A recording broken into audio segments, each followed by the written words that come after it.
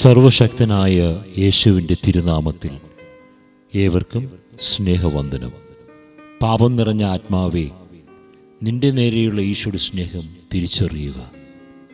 ലോകത്തിൽ നീ ആഗതനായ ഉടനെ ജ്ഞാനസ്നാനം വഴി നിന്നെ അവിടുന്ന് ശുദ്ധമാക്കി പിശാചിൻ്റെ അടിമയിൽ നിന്ന് രക്ഷിച്ചു. ദൈവപ്രസാദവരത്താൽ അലങ്കരിച്ച് അനന്തരം സ്വപുത്രനെന്നും സ്നേഹിതനെന്നും ഏറ്റവും വാത്സല്യത്തോടെ വിളിച്ച് അവിടുത്തെ ദിവ്യഹൃദയത്തിൽ നിന്നെ ഭദ്രമായി സൂക്ഷിച്ചു. എന്നാൽ നിനക്ക് ഓർമ്മ വന്ന ക്ഷണത്തിൽ ഈശോയുടെ അനന്തമായ സ്നേഹത്തെയും ദയയെയും വിസ്മരിച്ച് അവിടുത്തെ സന്നിധിയിൽ നിന്ന് നീ ഓടിയൊളിക്കുകയും പാപം മൂലം ആത്മാവിനെ അശുദ്ധരാക്കുകയും ചെയ്തു. നീ ശിക്ഷിക്കപ്പെട്ടാൽ ഈ ദിവ്യഹൃദയത്തിന് നഷ്ടം വല്ലതും നേരിടുമോ എന്ന് നീ വിചാരിക്കുന്നുവോ? അമൂല്യമായ നിന്റെ ആത്മാവ് നഷ്ടപ്പെടാതിരിക്കാനാണ് അവിടുന്ന് ബന്ധപ്പെട്ട് നിന്റെ പക്കലേക്ക് ഓടിയണയുന്നത്. എൻ്റെ ആത്മാവെ, നിന്നോട് തന്നെ നിനക്ക് ദയ തോന്നുന്നില്ലേ? നീ സ്വയം സ്നേഹിക്കുന്നു എങ്കിൽ നിന്നെ അന്വേഷിച്ചു വരുന്ന പിതാവും സൃഷ്ടാവും നാഥനുമായ ഈശോയുടെ ദിവ്യഹൃദയത്തിലേക്ക് ഓടിയെത്തുക. അവിടുന്ന് എല്ലാ പാപങ്ങളും വിസ്മരിച്ച് പ്രസാദവരത്താൽ നിന്നെ അലങ്കരിച്ച് ആശീർവദിക്കും.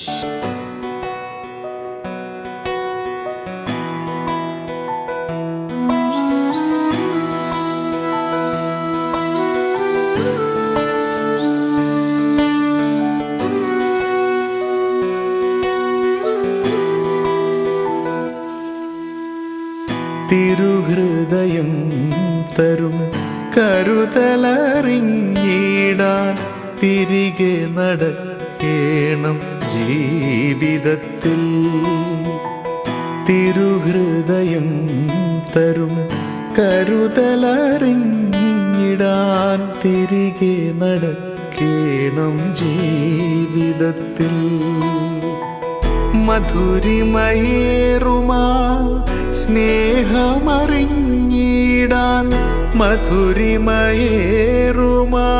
സ്നേഹമറിഞ്ഞിടാൻ മമതകളേതും ഉപേക്ഷിക്കണം. മമതകളേതും ഉപേക്ഷിക്കണം. തിരുഹൃദയം തരും കരുതലറിഞ്ഞിടാൻ തിരികെ നടക്കേണം ജീവിതത്തിൽ. എൻ്റെ രക്ഷകനും സ്രഷ്ടാവുമായ ദൈവമേ, ഗാഗുൽത്താ മലയിൽ അങ്ങേ മരണസമയത്ത് ഞാനും ഉണ്ടായിരുന്നുവെങ്കിൽ ഞാൻ എത്രമാത്രം ഭാഗ്യവാനാകുമായിരുന്നു.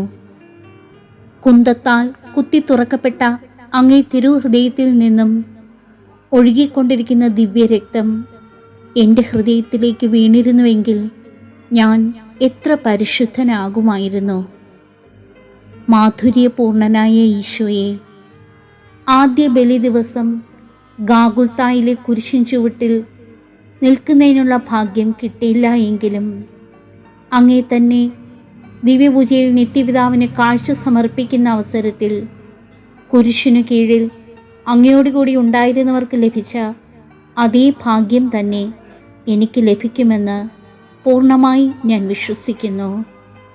സ്നേഹനാഥനായ എൻ്റെ ഈശോയെ, കഴിഞ്ഞ ജീവിതകാലത്തിൽ ദിവ്യപൂജയിൽ അങ്ങേ ആരാധിക്കാതെയും അങ്ങേ അനന്തമായ സ്നേഹം ഓർക്കാതെയും പോയിട്ടുണ്ട് എന്നുള്ളത് വാസ്തവം തന്നെ. ദയാനിധി, എൻ്റെ നന്ദിഹീനതയെ വീക്ഷിക്കാതെ അങ്ങേ കൃപയാൽ എന്നോട് ക്ഷമിക്കണമേ. ഇനി അവശേഷിച്ചിരിക്കുന്ന ജീവിതകാലം സാധ്യമായ വിധം ഈ ദിവ്യപൂജയിൽ അങ്ങേ ആരാധിക്കാനും സ്തുതി സ്തോത്രങ്ങൾ സമർപ്പിക്കുവാനും ഞാൻ സന്നദ്ധനാണെന്ന് ഇതിനാൽ പ്രതിജ്ഞ ചെയ്യുന്നു. പ്രാർത്ഥന. കർത്താവേ, അങ്ങേ മണവാട്ടിയായ തിരുസഭയ്ക്ക് പൂർണ്ണ സ്വാതന്ത്ര്യം കൊടുത്തരുളേണമേ. ഞങ്ങളുടെ പിതാവായ പരിശുദ്ധ പാപ്പായെ സംരക്ഷിക്കണമേ. എല്ലാവരും അങ്ങേ ഏക സത്യസഭയെ അറിഞ്ഞ് ഏക ഇടയന്റെ കീഴാകുന്നതിന് വേഗത്തിൽ ഇടവരുത്തണമേ. നിർഭാഗ്യപാപികളുടെ മേൽ കൃപയായിരിക്കണമേ. അനുഗ്രഹത്തിൻ്റെ അമ്മയായ മറിയമേ, ദിവ്യഹൃദയത്തിൻ നാഥേ, ഞാൻ അപേക്ഷിക്കുന്നതും ആഗ്രഹിക്കുന്നതുമായ സകല വരങ്ങളും അങ്ങേ ശക്തമായ മധ്യസ്ഥതയിൽ ശരണപ്പെട്ട് അങ്ങ് വഴിയായി ലഭിക്കുമെന്ന് പൂർണ്ണമായി ഉറച്ചിരിക്കുന്നു. ആമേൻ. സ്നേഹിക്കുമ്പോൾ ഇൻപമുള്ളതാണല്ലോ കുടുംബം. തിരുഹൃദയ വണക്കമാസത്തിലൂടെ നമ്മൾ കടന്നു പോകുമ്പോൾ നമ്മുടെ കുടുംബങ്ങളെ സമർപ്പിച്ച് പ്രാർത്ഥിക്കുന്നു. കുടുംബത്തിലെ വൃദ്ധമാതാപിതാക്കളെ, കുടുംബനാഥനെ, കുടുംബനാഥയെ, യുവജനങ്ങളെ, കുഞ്ഞുങ്ങളെ ഒക്കെ നമ്മൾ സമർപ്പിച്ച് പ്രാർത്ഥിക്കുന്നു. കുട്ടികൾക്ക് സ്കൂളുകൾ തുറന്നിരിക്കുന്ന സമയമാണിത്. അവരെ കരുണയോടെ കാത്തരുളണമേ എന്ന് കർത്താവിനോട് നമുക്ക് പ്രാർത്ഥിക്കാം. അവരുടെ വിദ്യാഭ്യാസ മേഖലകളിൽ അവർക്ക് തെളിച്ചമുണ്ടാകട്ടെ എന്ന് നമുക്ക് പ്രാർത്ഥിക്കാം.